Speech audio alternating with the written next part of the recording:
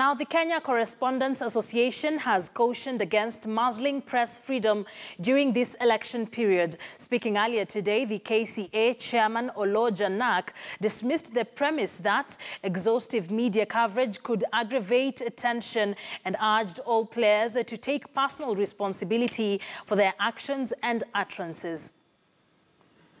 High-stakes election, the media is usually caught between a rock and a hard place, trying to balance impartial coverage and at the same time giving accurate information. And as the election draws closer, the question that abounds is how far is too far. Self-censorship is something media houses have to grapple with when covering matters of national interest that are shrouded in controversy and tension. In an election, it goes without saying that the media, tasked with keeping the public informed, carries a huge responsibility, and with this responsibility comes blurred lines. Some stakeholders in the industry beg to differ.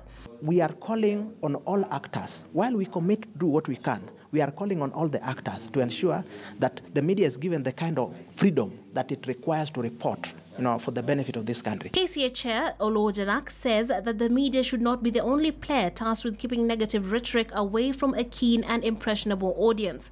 Incumbent upon all the other, the political players, the parties and so on, to ensure that they also restrain themselves in terms of what goes out to the media, because the media is not going to craft statements for them. That being said, the US election that was littered with open media bias towards key candidates is a glowing example of how far-reaching coverage can be.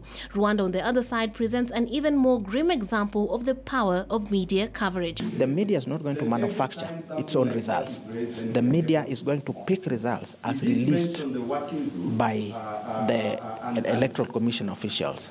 So based on that, the media has a responsibility, as enshrined in the Constitution, to update Kenyans.